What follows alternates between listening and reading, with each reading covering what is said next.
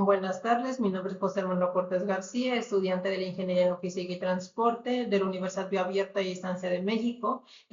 Hoy presentaré mi evidencia de aprendizaje correspondiente a la unidad 1 de la materia de cálculo integral titulada Integración. Como se puede observar en esta diapositiva, la presente evidencia de aprendizaje tiene como propósito analizar fenómenos continuos y calcular magnitudes tanto geométricas como físicas a través del cálculo integral. El desarrollo de esta presentación inicia con la aproximación del concepto de integración mediante las sumas de Riemann, que nos permiten entender cómo podemos aproximar el área bajo una curva utilizando rectángulos para luego llegar al límite que define el área exacta.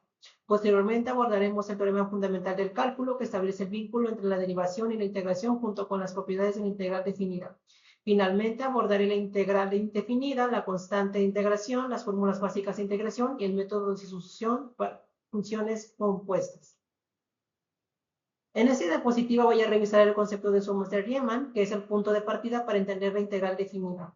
Las sumas de Riemann son un método de aproximación del área bajo una curva. Básicamente lo que hacemos es dividir el área en rectángulos, calcular el área de cada uno y sumarlos. Podemos tomar rectángulos por debajo de la curva, por encima o en el punto medio. Y la fórmula general se expresa como la sumatoria de f de x y multiplicado por delta x, donde delta x es la base de cada rectángulo y se calcula como b menos a sobre n, es decir, la longitud del intervalo dividida entre el número de subdivisiones.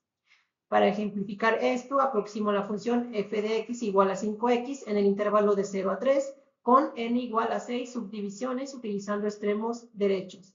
Primero calculo delta x, que es 3 menos 0 sobre 6, lo que nos da 0.5. Luego identifico los puntos a la derecha de cada subintervalo, 0.5, 1.0, 1.5, 2.0, 2.5 y 3.0. Evalúo la función en cada uno de estos puntos y multiplico por delta x. La suma total me da 26.25. Es importante mencionar que como la función es creciente, el método de extremos derechos subestima el área bajo la curva. Ahora vamos a ver cómo se define formalmente la integral definida a partir de las sumas de Riemann. La integral definida es el límite de la suma de Riemann cuando el número de particiones tiende a infinito. Es decir, hacemos que n tiende a infinito, lo que significa que los rectángulos se vuelven cada vez más delgados y la aproximación se vuelve exacta. La fórmula es la integral de a b de f de x es igual al límite cuando n tiende a infinito de la sumatoria de i igual a 1 hasta n de f de xy por delta x. Para ilustrar esto, calculo la integral de 0 a 2 de 3x de x usando la definición del límite. En este caso nos dicen que delta x es igual a 1 sobre n y que xy es igual a i sobre n. Primero determino el número de subdivisiones. N es igual a b menos a sobre delta x, que es 2 menos 0 sobre 1 sobre n, lo que nos da 2n. Luego evalúo la función en los extremos derechos, f de xy es igual a 3 por i sobre n. Sustituyo en la suma de Riemann y obtengo la expresión 3 sobre n al cuadrado por la sumatoria de i, desde 1 hasta 2n. Aplico la fórmula de la suma de los primeros m naturales, que es m por m más 1 sobre 2. Después de simplificar, llego a que la suma de Riemann es igual a 6 más 3 sobre n. Finalmente, aplico el límite cuando n tiende a infinito y 3 sobre n tiende a 0, por lo que el resultado es 6. Este resultado lo podemos verificar en el teorema fundamental del cálculo que veremos a continuación. El teorema fundamental del cálculo es uno de los teoremas más importantes en matemáticas, ya que establece la relación inversa entre la derivación y la integración. La primera parte del teorema nos dice que la derivada de integral de una función es la función misma. Es decir, si tenemos la integral de a x de ft de t, su derivada es f de x. La segunda parte, conocida como la regla de Barrow, nos permite evaluar integrales definidas utilizando la antiderivada. Específicamente, la integral de a b de fx de x es igual a fb menos fa, donde f es la antiderivada de f. Veamos dos ejemplos. El primer ejemplo muestra la primera parte del teorema, la derivada de la integral de 0 a x de 5t al cuadrado de t es igual a 5x al cuadrado. El segundo ejemplo muestra la regla de Barrow, calculamos la integral de 0 a 3 de x al cubo de x, la antiderivada de x al cubo es x a la cuarta sobre 4. Evaluamos en 3 y en 0 y restamos. El resultado es 81 sobre 4. Esta regla simplifica enormemente el cálculo de integrales definidas, ya que solo necesitamos encontrar la antiderivada y devaluarla en los límites.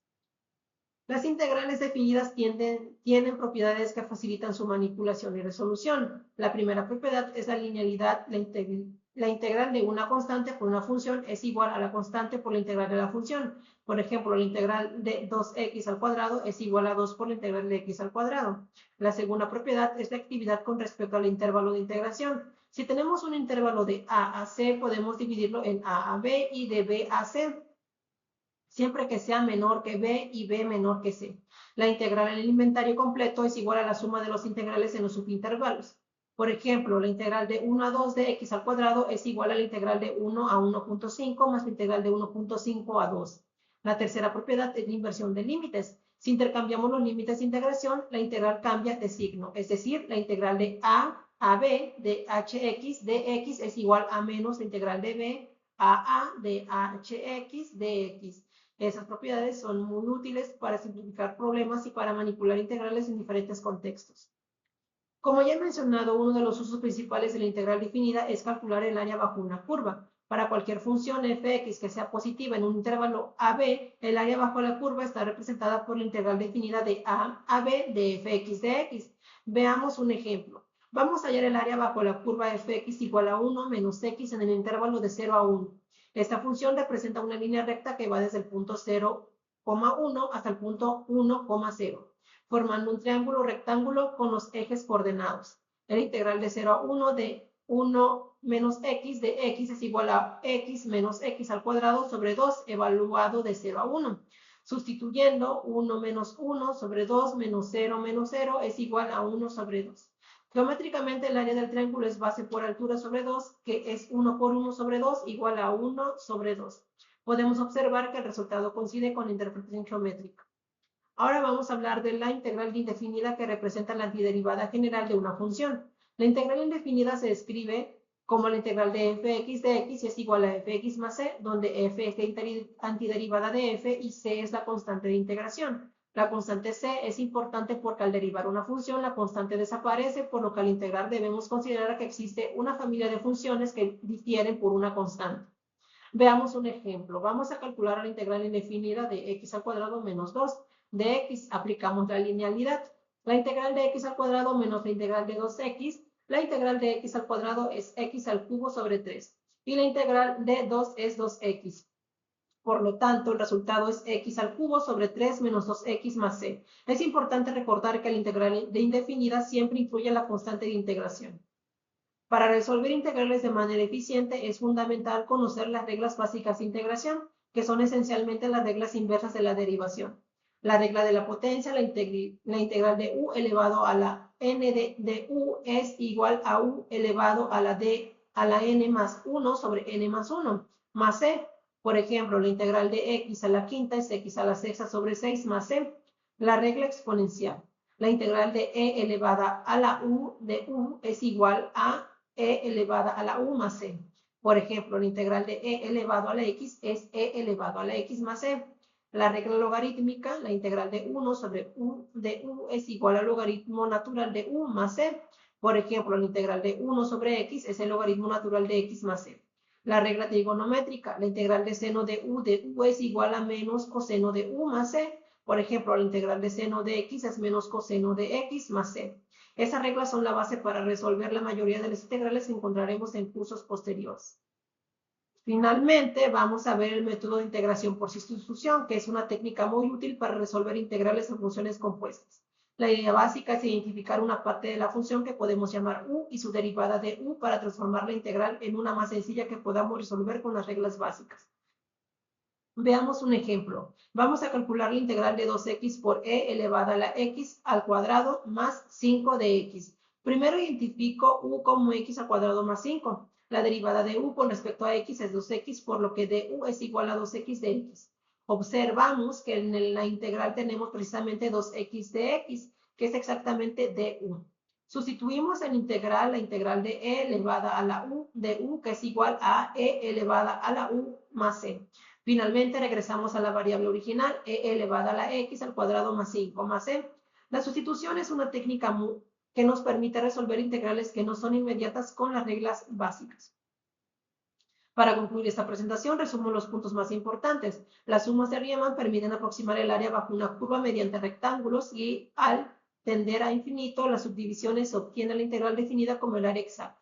El teorema fundamental del cálculo simplifica este proceso al evaluar antiderivadas en los límites de ese intervalo, conectando la derivación con la integración. Las propiedades del integral y el método de solución facilitan la resolución práctica al identificar la fórmula adecuada para cada función.